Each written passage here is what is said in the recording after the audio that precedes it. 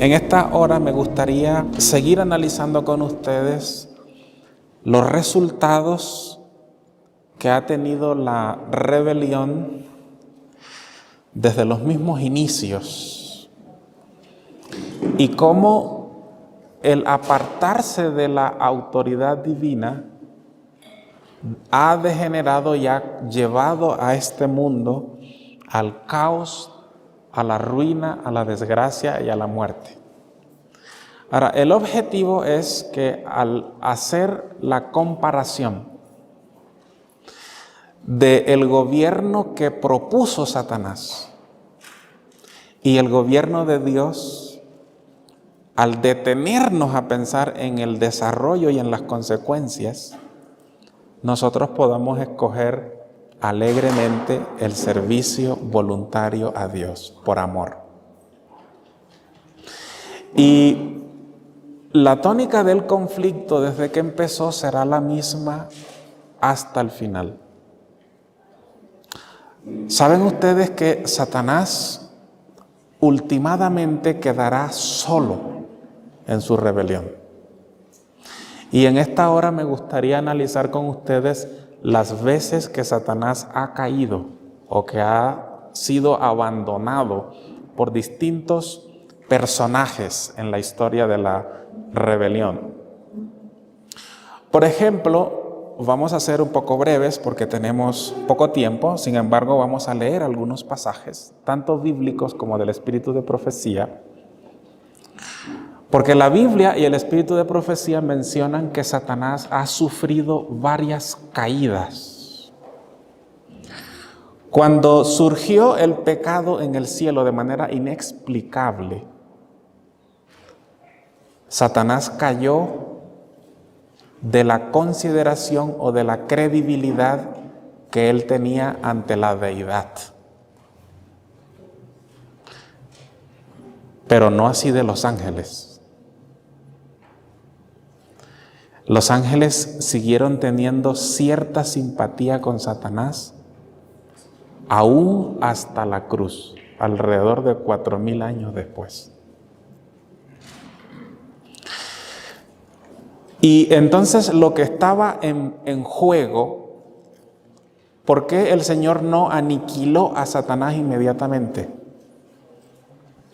Porque los mundos no caídos, los ángeles que no habían caído, no hubiesen quedado plenamente convencidos de la justicia y de la misericordia de Dios. Hubiesen quedado dudas en el universo. Y muchos ángeles hubiesen servido a Dios por temor en vez que por amor. Así que era necesario que Dios le diese tiempo para que se desarrollase el verdadero carácter de la rebelión. Y yo quiero pedirle a ustedes que por favor lean el primer capítulo de Patriarcas y Profetas, porque es un capítulo sumamente revelador, pues nos muestra que el principio de la rebelión es el mismo hasta el final. Tómenlo como tarea, por favor. ¿Saben qué dice ese capítulo? Habla del proceso del método que Satanás usó para engañar a los ángeles. Pues mientras él profesaba lealtad a Dios, por debajo estaba sembrando las semillas del descontento y de la rebelión. Ahora, Dios podía discernir eso, pero no los ángeles, ni los mundos no caídos. Él profesaba obediencia al gobierno de Dios, nada más estaba sugiriendo algunos pequeños cambios para lograr la felicidad de todos. De hecho, el capítulo registra que hubo un momento en el que él quiso volver. Y en una ocasión estaba llorando. Y le dijo a un ángel leal, le dijo, por favor, consígueme una entrevista con Jesús. Jesús le concedió la entrevista. Y le dijo que él quería volver. Y Jesús le dijo, no puedes volver. porque en tu corazón está sembrada la semilla de la rebelión. Ahora yo quiero que ustedes se coloquen en el lugar de los ángeles que vieron a Satanás llorando y con palabras de arrepentimiento. Y Jesús le dijo, no, sencillamente no puedes entrar. ¿Estaba todo claro en la mente de ellos? Por supuesto que no. Y entonces el Señor permitió que se desarrollase el gobierno de Satanás, o se desarrollara el plan, se desarrollara la rebelión, para que toda criatura en el universo se diese cuenta de los objetivos, de los verdaderos móviles y del resultado de esa rebelión. Ahora, ¿cuánto tiempo ha tomado eso? No fue hasta que asesinó a Jesús, cuando reveló su verdadero carácter, cuando torturó y asesinó sin causa al príncipe de la vida, Satanás cayó delante de los ángeles. Y de hecho la palabra de Dios registra en el libro de Apocalipsis, el capítulo 12, quiero que vayan conmigo allí. Probablemente la mayoría de ustedes coinciden conmigo que esta caída que se registra aquí ocurrió en el momento de la crucifixión. De hecho, Jesús dijo poquito antes de ser crucificado, ahora es el juicio de este mundo y ahora el príncipe de este mundo será echado fuera.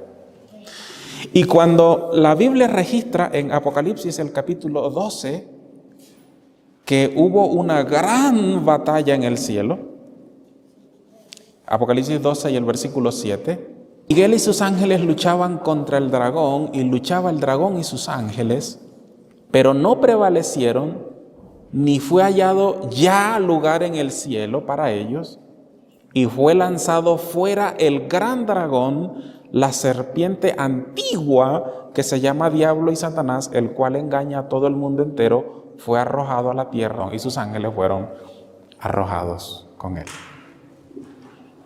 Y esta es la ocasión en la que él perdió toda credibilidad en el cielo. Perdió toda simpatía de los ángeles.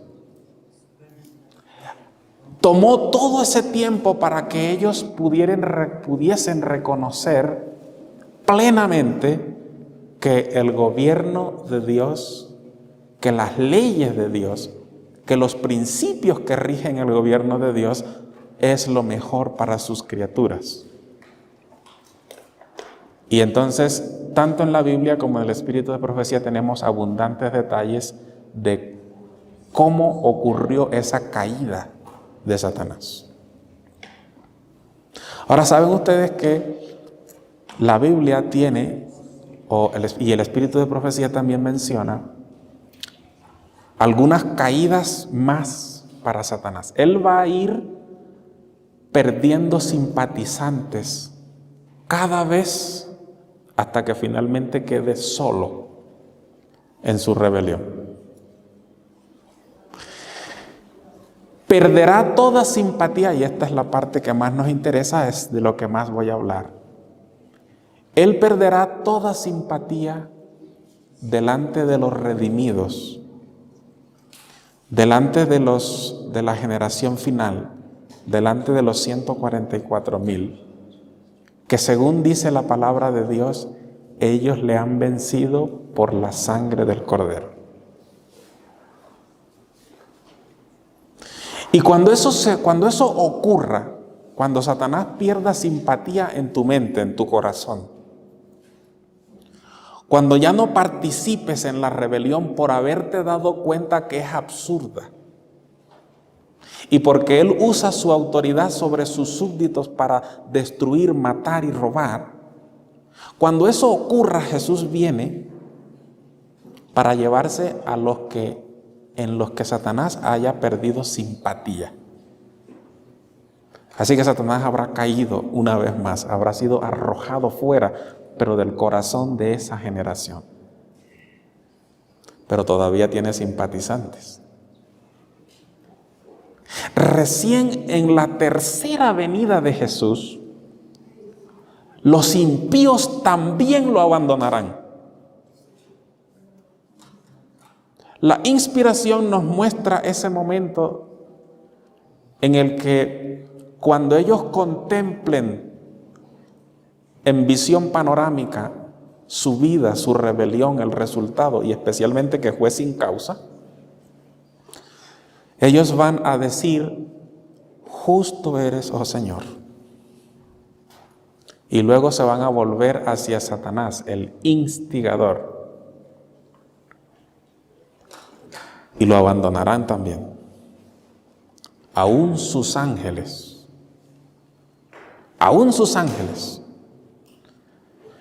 y finalmente también él tendrá que doblar las rodillas para reconocer que la autoridad, que la justicia y el reino de Dios es lo mejor que le puede ocurrir a una criatura.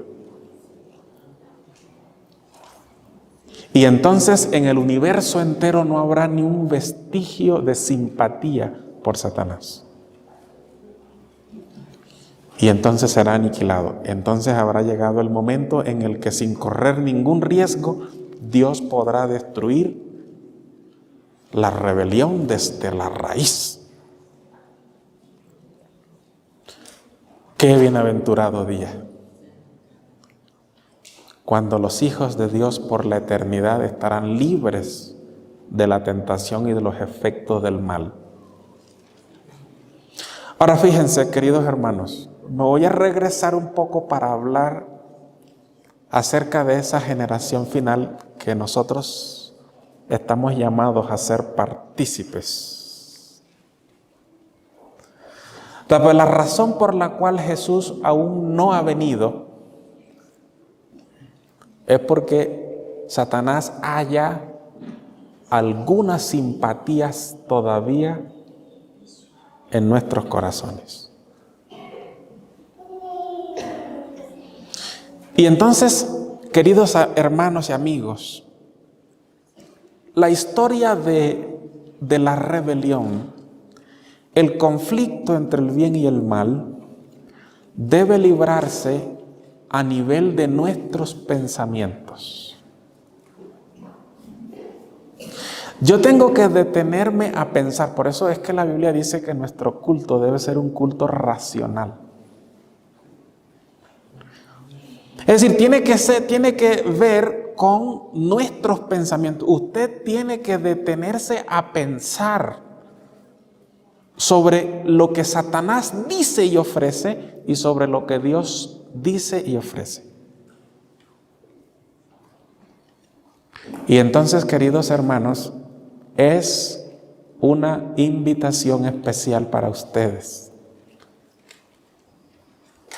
Que por favor hagamos caso del consejo bíblico que dice que debemos colocar nuestros pensamientos en lo que tiene buen nombre, en lo que tiene bondad, en lo que es digno de alabanza, porque la religión tiene que ver con nuestros pensamientos. Allí es donde se libra la batalla. Y entonces quiero compartir con ustedes algunas citas con relación a la necesidad que tenemos de detenernos a pensar en qué papel estoy jugando yo en la gran historia de la rebelión. Por ejemplo, dice una cita que esta semana he leído y que quiero compartir con ustedes. Dice: si la humanidad hubiese cesado de caer cuando Adán fue expulsado del Edén, física, mental y moralmente, estaríamos ahora en una condición mucho más elevada.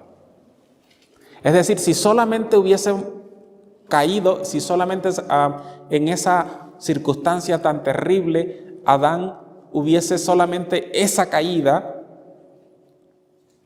estaríamos ahora en una posición mucho más ventajosa, porque Adán, incluso después que salió del Edén, conservaba todavía mucha vitalidad física, mental y moral, ¿sí o no? Claro que sí. Y de hecho, la inspiración no registra más caídas de Adán.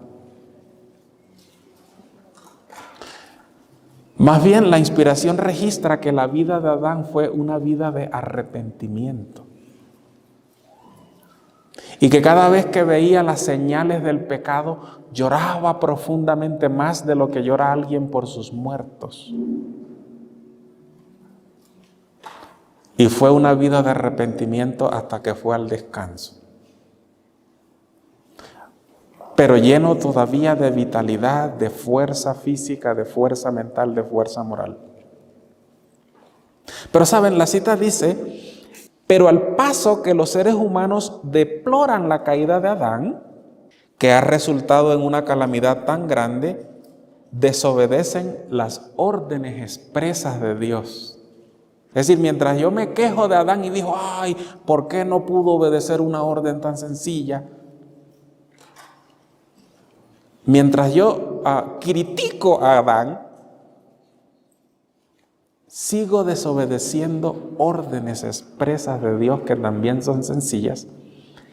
Y la cita sigue diciendo: aunque tienen el ejemplo de Adán, que los debería poner en guardia a fin de que no hagan como él hizo al violar la ley de Jehová, continúan en el sendero de la transgresión y ha habido una sucesión de caídas.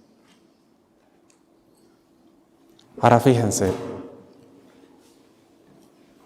cada caída ha sido un poco peor que la anterior, porque las consecuencias que cosechamos son más terribles. ¿O no creen ustedes que nuestra debilidad es mayor que la de Adán? Que nuestra pecaminosidad es mayor que la de Adán. Y que Dios no creó seres tan débiles, tan enfermos, tan propensos a errar, sino que esa ha sido la consecuencia de la desobediencia. Ahora, ¿qué hago yo después de leer esta cita? Y pensar, bueno, ¿cuántas cosas perdió Adán? Satanás le propuso algo, pero en realidad no resultó lo que Satanás propuso. Más bien, el salario del pecado, la forma como el pecado recompensa a sus súbditos, ha sido desgracia, pérdidas indecibles, debilidad, infortunio y la muerte.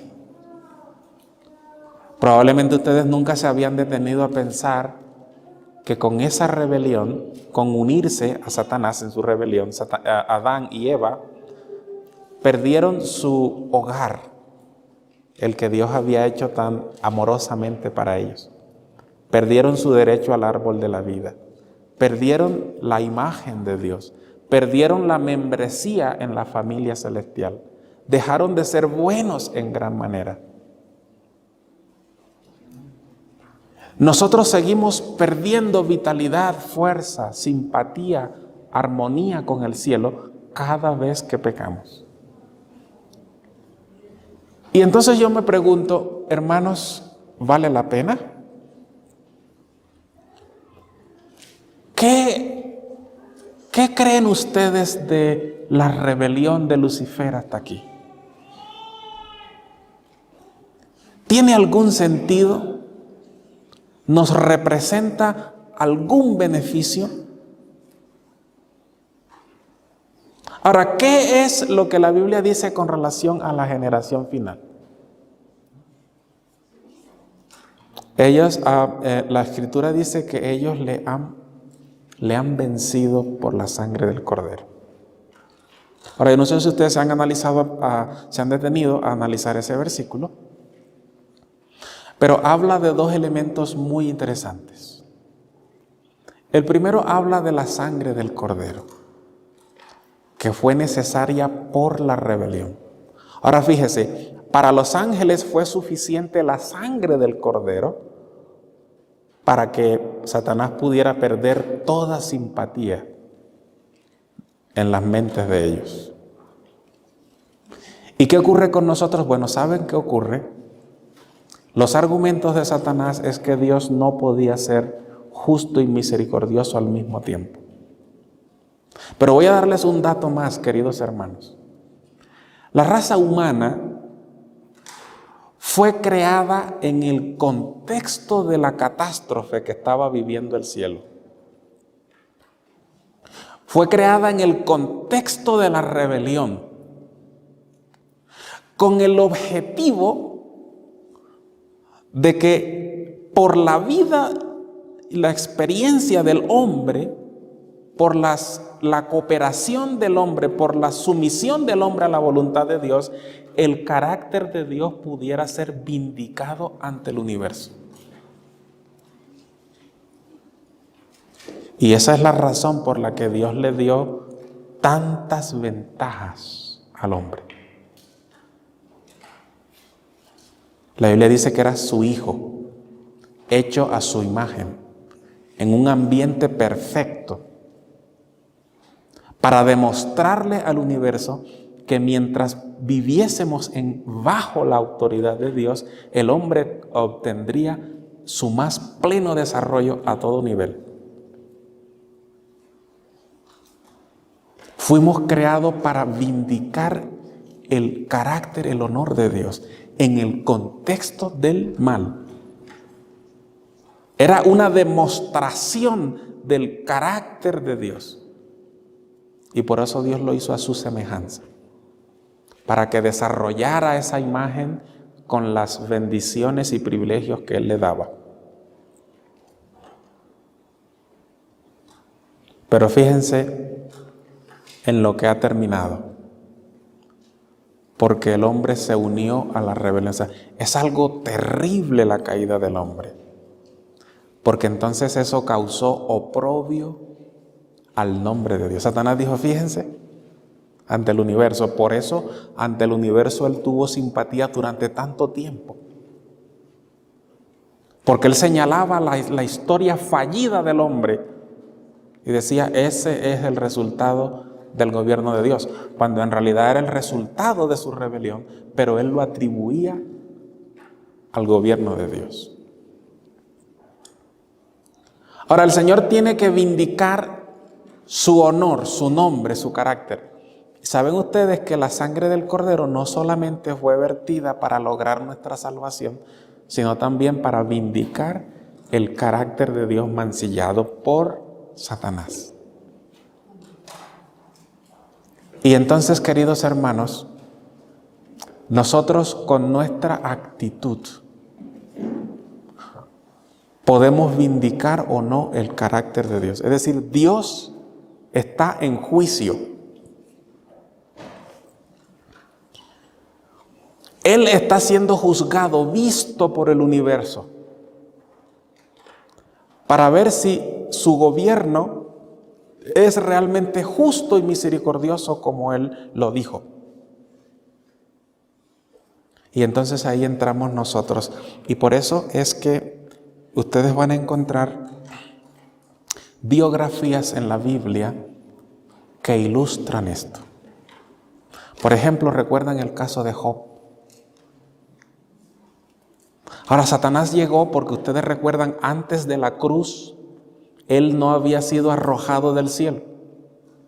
Él iba allí para acusar a los hermanos, porque todavía tenía simpatía. Y la Biblia registra que un día llegó y el Señor le dijo, ¿has visto mi siervo Job? Ahora, a mí me llama muchísimo la atención el carácter del siervo Job, porque es muy parecido al carácter de los 144,000 al cual Dios va a exhibir y del cual tú tienes el privilegio de ser parte. El Señor estaba demostrando de manera satisfactoria que en la vida del patriarca el gobierno de Dios era real, la autoridad de Dios era real. ¿Has visto, mi siervo? No hay otro como él en la tierra. Varón perfecto, recto, temeroso de Dios y apartado del mal. Y Satanás con sus argumentos dijo, sí, lo que pasa es que tú le has rodeado de bienes. Está cercado, está protegido. Le has dado muchos privilegios y así cualquiera por interés. Pero quítale eso y verá cómo blasfema en tu rostro. Ahora, ¿por qué Satanás hablaba tan seguro de sí mismo? Porque eso era lo que él había logrado con casi toda la humanidad. Y Dios permitió el desarrollo. Ahora, ustedes creen, la Biblia y el espíritu de profecía describen que el universo entero estaba muy atento al desarrollo de ese episodio. Porque ¿qué es lo que estaba en juego allí? El honor de Dios. Eso está en juego. Dios dijo no peca, Satanás dice peca. Pero ¿saben qué dice la Biblia en el libro de Job, el capítulo 1, el verso 22, el último versículo del capítulo 1? Dice, con todo no pecó Job, ni atribuyó a Dios despropósito alguno. Y ese fue el testimonio que Job dio de Dios. Ustedes recuerdan las palabras de Job. En él confiaré, aunque me matare, en él confiaré. Es decir, yo no sé qué es lo que está pasando. Yo no conozco los detalles de mi vida, pero yo sé que los designios de Dios son justos y misericordiosos. Mi Redentor vive. Y aun cuando mi carne está comprometida, cuando está deshecha, con mis ojos yo he de ver a Dios cuando termine el experimento. Satanás volvió derrotado, pero todavía insistiendo. Dijo, piel por piel, el hombre dará todo por su vida. El Señor dijo, puedes tocarlo, pero no lo mates. Y en el segundo capítulo, en el segundo round de esta batalla, cuando estaba allí de dolor en las cenizas, cuando todo amparo humano faltó, incluso el de su esposa, en el capítulo 2 de Job, el versículo 10, dice que con todo eso, Job no pecó con sus labios. Y Satanás quedó derrotado. Satanás perdió cada vez que jugó en la historia de la rebelión, cada vez iba perdiendo más simpatía en más habitantes del universo. Perdió toda simpatía con Job, porque lo único que le hizo a Job fue quitarle 10 hijos, quitarle sus bienes, tratarlo injustamente, aun cuando era un hombre bueno. Y perdió toda simpatía con Job. Ahora, queridos hermanos, en el caso nuestro, ¿por qué razón Satanás tendría todavía algo de simpatía? Entonces, ¿qué es lo que ha hecho por nosotros? ¿Acaso no vale la pena nosotros comprometernos en el conflicto entre el bien y el mal para vivir una vida sin pecado? Sin pecado, a fin de que el honor de Dios sea vindicado. ¿Acaso no vale la pena asirnos de los beneficios espirituales que nos da el Señor a fin de vencer completamente el pecado y demostrar así ante el universo que la rebelión no tiene sentido? Y eso hará la generación final. Y el Señor los va a exhibir, los va a mostrar al mundo, al universo. Aquí están los que guardan los mandamientos de Dios. Y a la mente de ellos, al razonamiento de ellos, a la vista de ellos, Satanás ha perdido toda simpatía. Habrá caído para siempre. Ahora me gustaría hablar un poco acerca de ese método. ¿Cómo es que la generación final? Yo pienso que hay algunas herramientas que son claves en esto.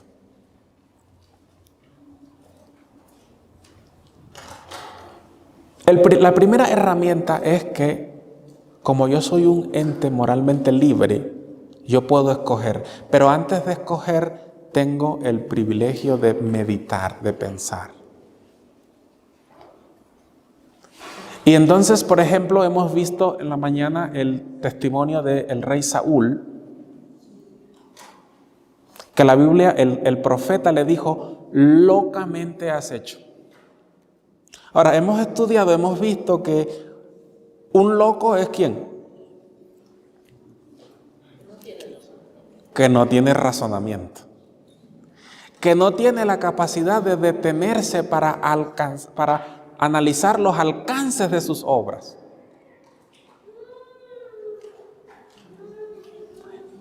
Y eso es unirse a la rebelión de Satanás, es algo loco. Primero porque no tiene razón de ser y segundo porque todas las consecuencias son negativas. Hemos visto también en nuestro estudio de hoy en la mañana que aceptar la autoridad de Dios es sinónimo ¿de qué?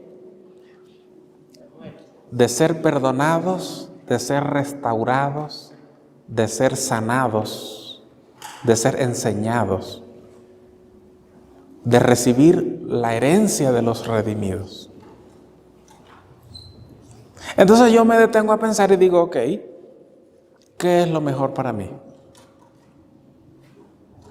Y por eso Dios quiere que mi culto sea racional. Hace unos días estuve hablando con una persona que estaba enferma, realmente enferma. Era una persona que tenía aproximadamente 190 kilos de peso. Ustedes no quieren saber el diagnóstico que el médico le dio. Y entonces a mí me tocaba hablar con él de la parte espiritual. Y entonces él me dijo, me hizo una confesión, me dijo, lo que más deseo yo en este momento es una carne asada con arroz y con todas esas cosas que él comía, porque ya hacía como una semana que lo tenían en un tratamiento muy diferente.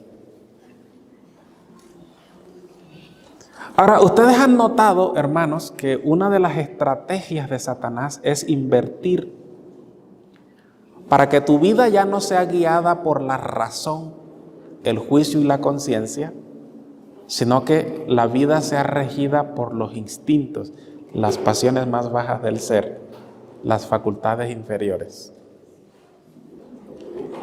Y a Satanás le ha dado mucho éxito eso.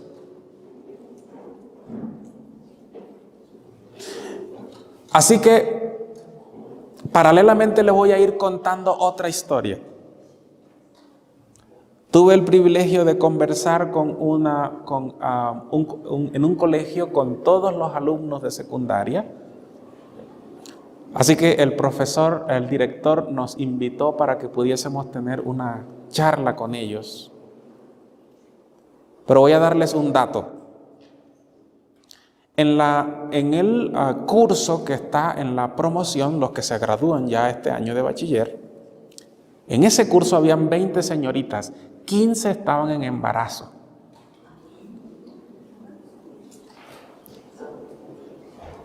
Así que ustedes ya pueden imaginarse el nivel moral. Ahora, ¿cuál es uno de los patrones en esas señoritas? Todas andan con sus audífonos, una música que tiende a rebajar la dignidad de la mujer y que sencillamente promueve la promiscuidad. Y ellas andan todo el día diciéndole sí a todo. ¿Okay? Así que ellas no ocupan un espacio de su vida para pensar, sino que ellas sencillamente son guiadas ¿por qué? Por sus emociones, por sus instintos. Y mientras tú sigas en eso, Satanás tiene partido. Porque la única manera en la que tú puedes renunciar a la autoridad de Satanás es si te detienes a pensar cuán absurda es, cuán ilógica es y cuánto oprobio ha causado al cielo, cuánto dolor le ha causado a la humanidad. Y cuando analices eso, terminarás odiando la rebelión. Tú ya no quieres participar en eso. La Biblia dice de la generación final que ellos han lavado sus ropas y las han emblanquecido. Lavar la ropa es un acto cuando ellos se entregan a Dios, pero irla emblanqueciendo es un proceso, porque el odio hacia el pecado va creciendo hasta el punto que están dispuestos a dar su vida antes que pecar. ¿Les gustaría tener esa experiencia? Entonces, en primer lugar, tienes que detenerte a considerar lo que Dios ha hecho por nosotros. De hecho, la palabra de Dios dice que nosotros le amamos a Él porque Él nos amó primero. Cuando te detienes a pensar cuánto Dios hizo por ti, cuál fue la expresión más cara de su amor, y encontrarás que fueron tus pecados los que llevaron al sufrimiento, a la tortura y la muerte de Jesús, entonces terminarás odiando eso que causó la muerte del divino Salvador. ¿Están conmigo?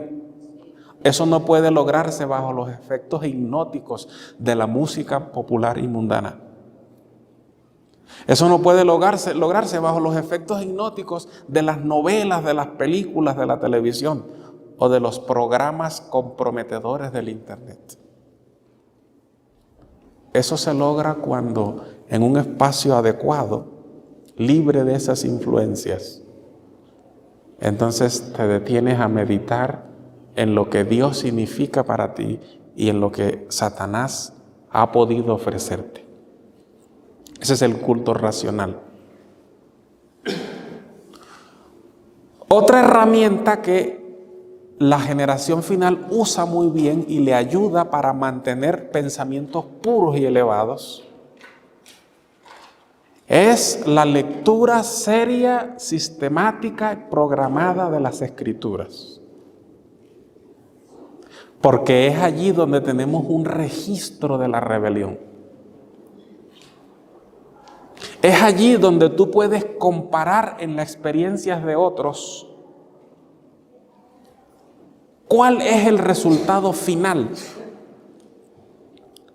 Todos los que apuntaron a conseguir felicidad, placer, fuera de la autoridad de Dios, ¿cómo terminaron? Ahora fíjese, en estos días estuve compartiendo una biografía con un grupo de hermanos, la biografía del rey David, especialmente ese episodio triste de su vida. Yo quisiera preguntar a ustedes, ¿cuál fue la motivación de él al cometer adulterio con Betsabé? ¿Qué estaba buscando? ¿Qué buscaba? Felicidad, placer, dicha. De hecho, muchas cosas la gente no intentaría de no creer que así serán felices. Porque el ser humano está en búsqueda permanente de la felicidad. Y cree que puede encontrarla fuera de Dios. Y entonces erra el blanco. Dicho sea de paso, la palabra hebrea para pecado es amartía. ¿Sabes lo que significa amartía? Errar el blanco. Se está apuntando allá y resulta que el tiro salió a otro lado. Eso es pecado. Así que él se apartó de la voluntad, de la autoridad de Dios y entonces buscó felicidad, placer en otro lado donde Satanás se lo ofrecía. ¿Y qué cosechó? Ahora fíjese, cuando se cayó el velo que tapaba sus ojos espirituales, cuando se encontró frente a frente con la palabra de Dios a través del profeta. Él dijo, wow, he pecado, y entonces cayó al suelo. Pero fíjense, el profeta dijo, tienes que pagar las 4 veces que tú mismo has dicho. Y entonces me dediqué a estudiar cómo fue que él pagó 4 veces. La Biblia dice que pagó con la vida de 4 de sus hijos. ¿Se imaginan ese dolor? La mayoría aquí somos padres. ¿Se imaginan ese dolor?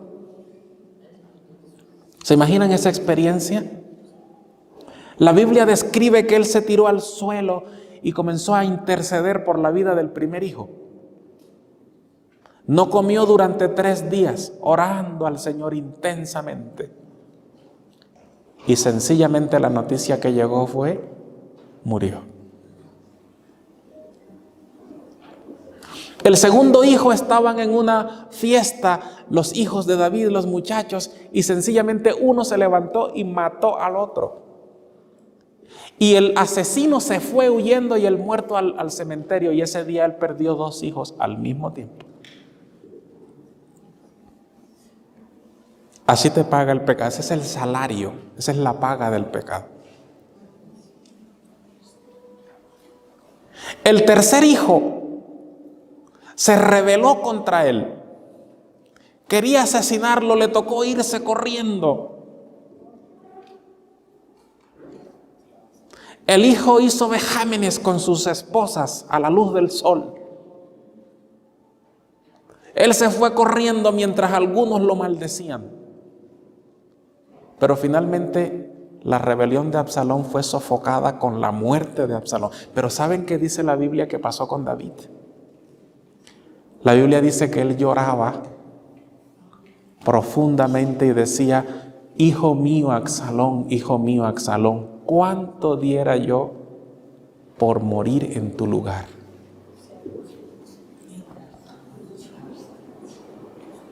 ¿Qué les parecen las consecuencias de la rebelión?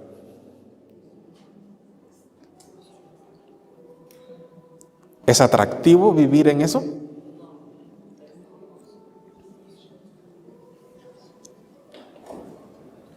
Cada vez que alguien se entregó al servicio de Satanás, lo usa, lo degenera, y cuando ya no le sirve lo mata y lo bota. Y por eso él ha ido perdiendo simpatía a lo largo de la historia, y es el momento, hermanos, en el que él deba perder toda simpatía contigo y conmigo. La Biblia tiene el registro de qué pasa cuando alguien se somete a la autoridad de Dios. ¿Recuerdan, por ejemplo, María Magdalena? ¿Estaba ella bajo la autoridad de Satanás? Sí. 7 demonios controlaban su vida, una vida, lo que ustedes quieran, lo que se imaginen. ¿Recuerdan que hemos leído el pasaje de Mateo 9:6, donde Jesús dice, yo tengo autoridad para perdonar los pecados? Así usa Él su autoridad para perdonarnos.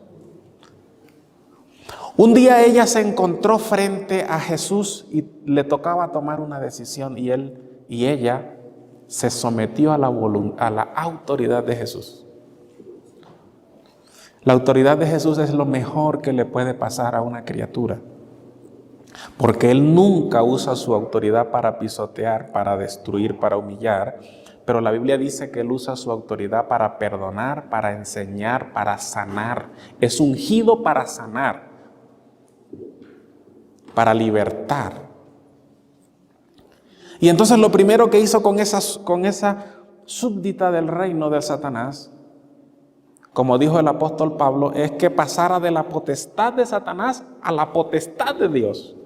La perdonó. Y entonces, como les decía en la mañana, toda obediencia verdadera es inspirada en la gratitud. por lo que Dios ya hizo.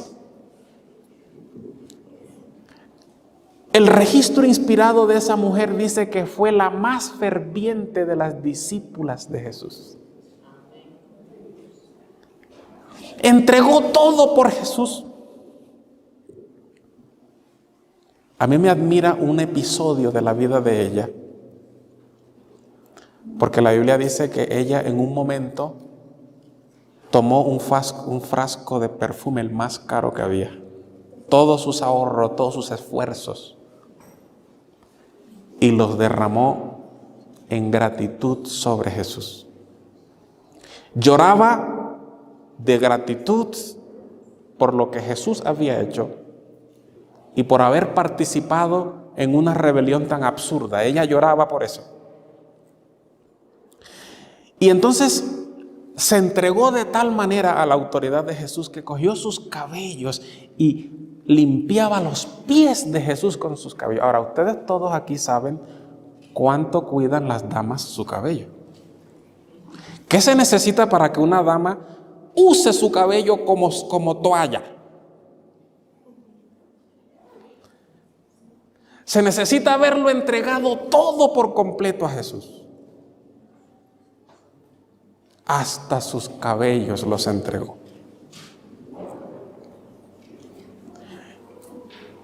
Y no solamente eso, sino que era una discípula fiel de Jesús. La Biblia tiene episodios de ella sentada a los pies de Jesús. Recuerdan que la autoridad, vimos en la mañana que Jesús usa su autoridad para enseñar. La gente decía, ¿quién es este que con autoridad qué? Enseña. Y ella se sentaba a los pies para recibir las palabras de vida. Había cambiado evidentemente de amo. Y valientemente se mantuvo al lado de Jesús, aun cuando sus discípulos varones se fueron huyendo miedosos. Fue la única que pensó en Jesús mientras estaba allí en la cruz. Fue la última en irse el viernes de ahí de la cruz. Fue la primera en estar el domingo de la resurrección en la tumba. Fue la primera en recibir las palabras bienaventuradas del Maestro después de la resurrección.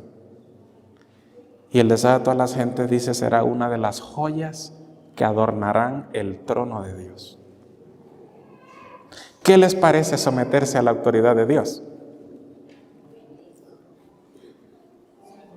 ¿Qué les parece cambiar de amo?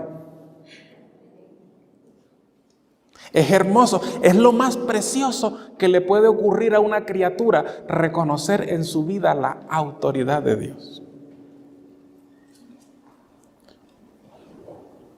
Y por eso Apocalipsis 12, ese capítulo de la rebelión, el versículo 10 dice, ahora ha venido la salvación, el poder y la autoridad de Cristo. Porque todos nosotros tenemos la opción preciosa de unirnos a esos pocos fieles que la Biblia menciona, que han aceptado de manera plena, absoluta en sus vidas la autoridad de Dios. Queridos hermanos, yo les animo para que ustedes, usando la palabra de Dios, la oración, las herramientas que el Señor les ha entregado, ustedes puedan hacer una valoración tal de esta situación tan terrible que hemos vivido, pero luego puedan escoger con convicción, aún a riesgo de la vida misma, ser leales al Señor.